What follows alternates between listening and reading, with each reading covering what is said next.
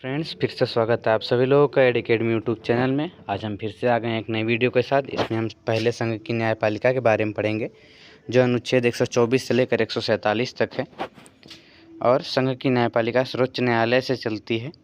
अनुच्छेद 124 के तहत भारत का एक सर्वोच्च न्यायालय होगा, जो एक मुख्य न्यायाधीश और 33 अन्य न्यायाधीशों से मिलकर बना होगा। सभी जजों या न्यायाधीशों की नियुक्ति राष्ट्रपति द्वारा की जाएगी। मुख्य न्यायाधीश की नियुक्ति प्रधानमंत्री की सलाह पर राष्ट्रपति द्वारा की जाती है तथा अन्य न्यायाधीशों की नियुक्ति राष्ट्रपति के द्वारा मुख्य न्यायाधीश की सलाह पर की जाती है। सर्वोच्च न्यायालय के न्यायाधीश की योग्यताएं: वह भारत का नागरिक होना चाहिए, उसकी आयु 65 वर्ष से कम होनी चाहिए, वह न्यूनतम 5 वर्ष उच्च न्यायालय में न्यायाधीश रहा हो या न्यूनतम 10 वर्ष उच्च न्यायालय में वकालत की हो। सर्वोच्च न्यायालय के न्यायाधीश अपने पद से सेवानिवृत्त होने के बाद भारत में कहीं भी वकालत नहीं कर सकता है। अनुच्छेद 125 के तहत सर्वोच्च न्यायालय के न्यायाधीशों के वेतन एवं भत्तों के विषय में CJI यानी कि चीफ जस्टिस ऑफ इंडिया का वेतन होता है 2.8 लाख रुपये प्रति माह, और अन्य न्यायाधीशों की जो सैलरी होती है वो होती है 2.5 यानी कि 2.5 लाख रुपये प्रति माह। नियुक्ति के पश्चात सर्वोच्च न्यायालय के न्यायाधीशों के वेतन एवं भत्तों में कटौती नहीं की जा सकती है।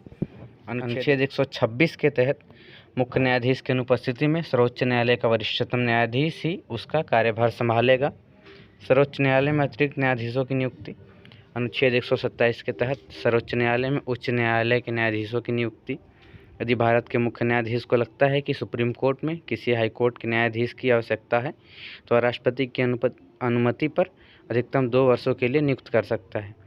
अनुच्छेद 128 के तहत सर्वोच्च न्यायालय में किसी सेवानिवृत्त न्यायाधीश की नियुक्ति: अनुच्छेद 129 के तहत सर्वोच्च न्यायालय एक अभिलेख न्यायालय है तथा सभी उच्च न्यायालयों का यह कर्तव्य है कि वे सर्वोच्च न्यायालय द्वारा दिए गए निर्णयों का पालन करें।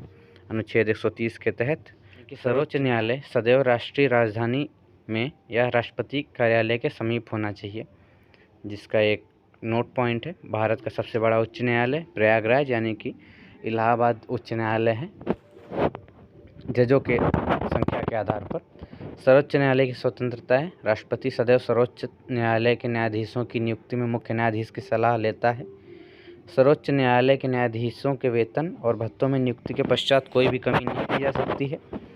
इनके वेतन एवं भत्ते भारत की संचित निधि से दिए जाते हैं।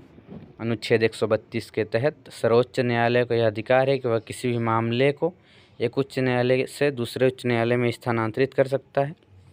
अनुच्छेद 136 के तहत सर्वोच्च न्यायालय को अधिकार है कि वह उच्च न्यायालय द्वारा दिए गए किसी भी निर्णय को रद्द कर सकता है।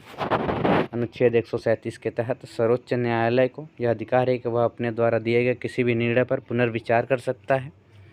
अनुच्छेद 138 के तहत सर्वोच्च न्यायालय को यह अधिकार है कि वह उच्च न्यायालय में चल रहे किसी भी मामले को अपने अंतर्गत ले सकता है। अनुच्छेद 143 के तहत राष्ट्रपति के द्वारा सुप्रीम कोर्ट के मुख्य न्यायाधीश से सलाह लेने की शक्ति। अनुच्छेद 146 के तहत सर्वोच्च न्यायालय में सभी भर्तियां मुख्य न्यायाधीश द्वारा की जाती हैं। अनुच्छेद 148 के तहत भारत का नियंत्रक महालेखा परीक्षक भारत सरकार की आय एवं व्यय का निरीक्षण करने के लिए यह सबसे बड़ा अधिकारी होता है। यह अपनी रिपोर्ट संसद में पेश करता है। इसकी नियुक्ति भारत के राष्ट्रपति द्वारा की जाती है। यह अपना त्यागपत्र राष्ट्रपति को ही सौंपता है।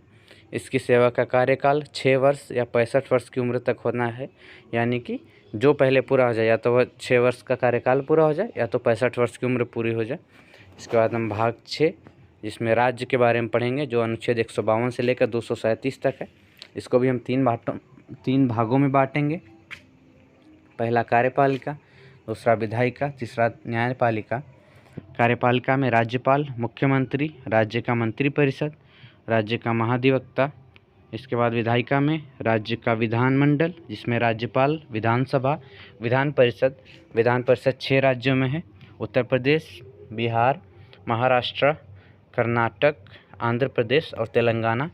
इसके बाद न्यायपालिका, जिसमें 2 टॉपिक्स हैं, उच्च न्यायालय और जिला न्यायालय। इसके बाद अनुच्छेद 152 में प्रावधान है कि जो हम भाग 6 में पढ़ेंगे वह जम्मू कश्मीर को छोड़ सभी राज्यों के लिए मान्य होगा। कार्यपालिका अब हम पढ़ेंगे जो अनुच्छेद 152 से लेकर 167 तक है। पहला राज्यपाल, जो अनुच्छेद 153 से लेकर 161 तक है। अनुच्छेद 153 के तहत प्रत्येक राज्य के लिए राज्यपाल होगा। 2 या 2 से अधिक राज्यों के लिए एक ही व्यक्ति राज्यपाल हो सकता है।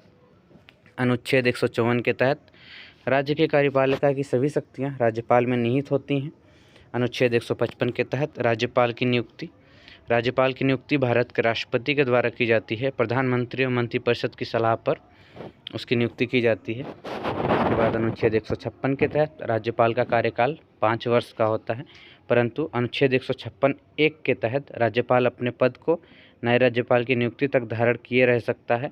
यानी कि जब तक नए राज्यपाल की नियुक्ति नहीं हो जाती तब तक पुराना राज्यपाल अपने पद पर रहेगा, और दूसरा ये हो सकता है कि राष्ट्रपति जब हटा दे तब उसका कार्यकाल समाप्त हो जाएगा। अनुच्छेद 156(2) के तहत राज्यपाल की अनुपस्थिति में उच्च न्यायालय का मुख्य न्यायाधीश इसका पद व कार्यभार संभालेगा। अनुच्छेद 156(3) के तहत यह अपना पद 5 वर्ष के बाद भी धारण कर सकता है यदि नए राज्यपाल की नियुक्ति नहीं हुई है। अनुच्छेद 157 के तहत राज्यपाल पद के लिए योग्यताएं: पहला, वह भारत का नागरिक होना चाहिए। दूसरा, वह न्यूनतम 35 वर्ष का होना चाहिए। और तीसरा, किसी भी लाभ के पद पर नहीं होना चाहिए। और चौथा एवं अंतिम, विधानसभा का सदस्य बनने की योग्यता रखता हो। इसके बाद अनुच्छेद 158 के तहत राज्यपाल कार्यालय की शर्तें: वह राज्य के विधानमंडल के किसी भी सदन का सदस्य नहीं होना चाहिए। कार्यकाल के दौरान कोई भी लाभ का पद धारण नहीं कर सकता है। नियुक्ति के पश्चात इसके वेतन एवं भत्तों में कमी नहीं की जा सकती है। वह एक सरकारी आवास एवं यात्रा भत्ते का भोगी होगा। इसके बाद अनुच्छेद 159 के तहत राज्यपाल को शपथ उच्च न्यायालय के न्यायाधीश द्वारा दिलाई जाती है। इसके बाद हम राज्यपाल की शक्तियों के बारे में पढ़ेंगे। राज्यपाल के पास भी वे सभी शक्तियाँ होती हैं जिनका इस्तेमाल राष्ट्रपति के द्वारा किया जाता है, परंतु 3 शक्तियाँ जो केवल राष्ट्रपति के पास होती हैं वो हैं सैन्य शक्तियाँ, आपातकालीन शक्तियाँ और मृत्युदंड को क्षमा करने की शक्ति। राज्यपाल की शक्तियाँ हैं कार्यकारी शक्ति। अनुच्छेद 154 के तहत राज्य के कार्यपालिका की सभी शक्तियाँ राज्यपाल में निहित होती हैं। अनुच्छेद 166(1) के तहत राज्य का प्रशासन राज्यपाल के नाम से ही चलाया जाता है। दूसरा, नियुक्ति संबंधी शक्तियाँ। अनुच्छेद 164 के तहत मुख्यमंत्री की नियुक्ति तथा मुख्यमंत्री की सलाह पर मंत्रिपरिषद की नियुक्ति राज्यपाल द्वारा की जाती है।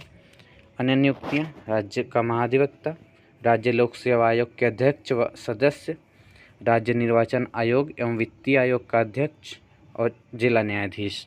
इसके बाद अनुच्छेद 171(5) के तहत राज्य की विधान परिषद में 1/6 सदस्यों की नियुक्ति। अनुच्छेद 333 के तहत राज्य की विधानसभा में एक आंग्ल भारतीय की नियुक्ति।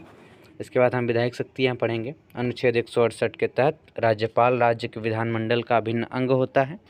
अनुच्छेद 174 के तहत राज्यपाल के पास भी यह शक्ति है कि वह राज्य के विधानमंडल में सत्र बुला सकता है, सत्रावसान कर सकता है तथा उसे भंग कर सकता है। अनुच्छेद 175 के तहत राज्य के विधानमंडल में राज्यपाल का अभिभाषण। अनुच्छेद 200 के तहत राज्यपाल को अधिकार है कि वह किसी भी विधेयक को राष्ट्रपति को सौंप सकता है।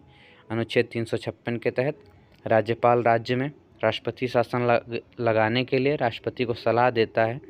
अनुच्छेद 161 के तहत राज्यपाल के पास क्षमादान करने की शक्ति है। अनुच्छेद 213 के तहत राज्यपाल के पास अध्यादेश जारी करने की शक्ति है। और इसके बाद हम मुख्यमंत्री एवं राज्य का मंत्रिमंडल के बारे में पढ़ेंगे। धन्यवाद। आपका दिन मंगलमय हो।